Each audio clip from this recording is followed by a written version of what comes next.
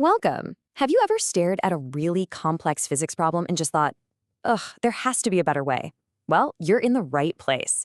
Today, we're going to dig into Gauss's law. It's this incredible tool in electromagnetism that helps us transform what looks like impossible calculations into really simple, almost beautiful solutions. And the secret ingredient? It's all about symmetry. So here's how we're going to break it all down. First, we'll cover the core strategy. Then we're going to put it to the test with three classic challenges: a charged wire, a charged sheet, and a spherical shell. And at the end, we'll pack it all up into a neat little toolkit for you. Figuring out the electric field from a single point charge is pretty straightforward.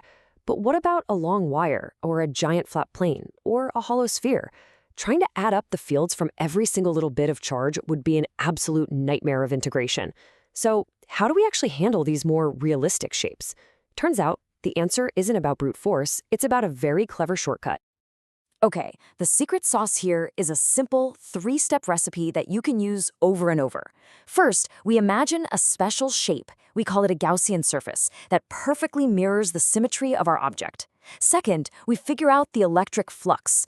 Now, you can just think of flux as the total amount of electric field lines poking through our imaginary surface. And third, we use Gauss's law itself to connect that flux to the charge tucked inside, which lets us solve for the electric field, E. It's that simple. All right, let's get our hands dirty and put this strategy into action. Our first challenge is to find the electric field hanging around a really, really long, uniformly charged wire. Step 1, pick our surface. Now, a long straight wire has what we call cylindrical symmetry. Think about it. It looks exactly the same if you spin it around its axis or slide up and down its length.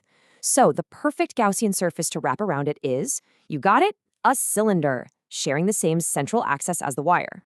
Let's break down what we're looking at here. That Greek letter lambda is the linear charge density. It's just how much charge we have per meter of wire. We're trying to find the electric field, E, at some distance r away from the wire. And that L is simply the length of our imaginary cylinder.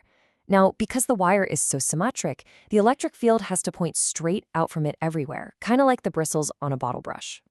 So for step 2, we calculate the flux. Since those electric field lines are all pointing straight out, they just skim right past the flat top and bottom of our cylinder. They don't pierce them at all. That means the flux through the end caps is 0. So the only place field lines do go through is the curved sidewall. The flux is just the field strength E times the area of that curvy wall, which is its circumference, 2 pi r, times its length, L. And now for the big finale. Step 3, we bring in Gauss's law.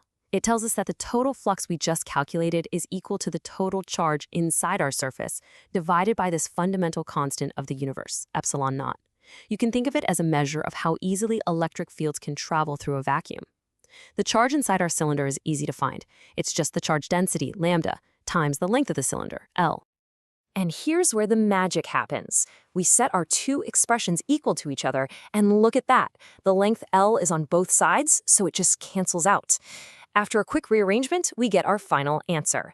This beautiful little formula tells us the field strength depends on the charge density, lambda, and it gets weaker the farther away you are. So if you double your distance from the wire, the field strength gets cut in half. So elegant. Okay, next up, let's tackle an infinite flat sheet of charge. Now, this sounds even more abstract than an infinite wire, but trust me, we're going to use the exact same three-step strategy. For huge, flat plane, the electric field points straight out, perfectly perpendicular to the surface. So what's the best shape to use here?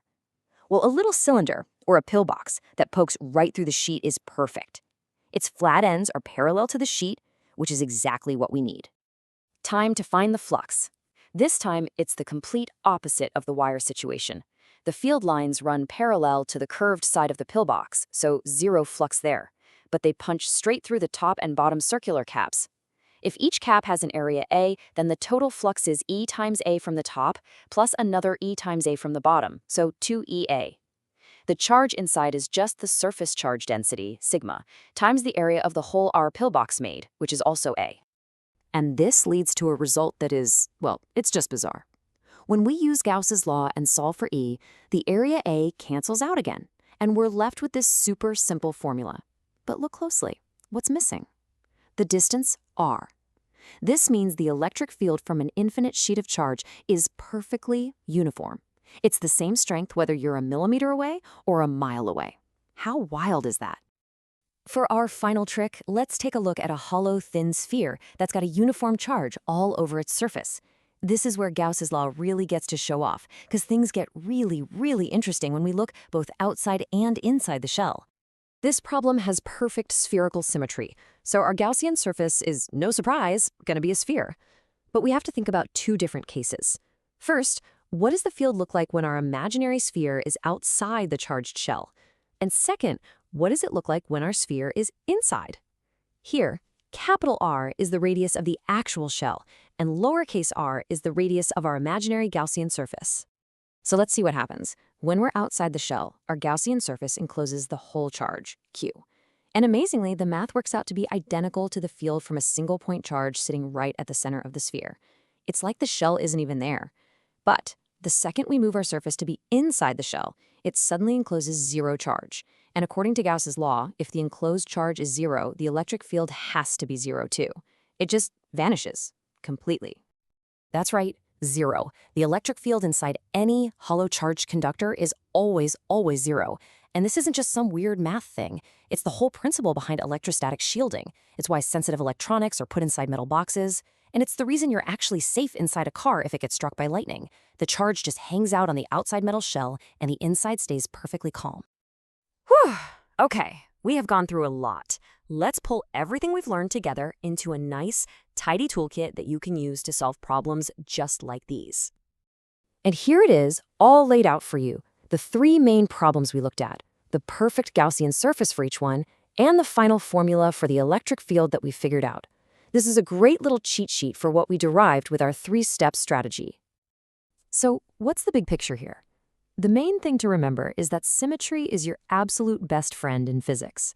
It's not just for looks, it's a deep, powerful tool.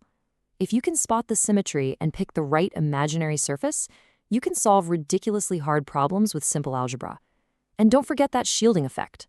That's a direct, really important consequence of Gauss's law. And that leaves us with one last question to chew on. We've totally mastered these perfect, ideal cases, but it makes you wonder, right? What happens in the messy, real world, where shapes and charges are never this perfect? How do physicists and engineers deal with those problems, where this beautiful shortcut just doesn't work? Well, that's a story for another time. Thanks for joining me.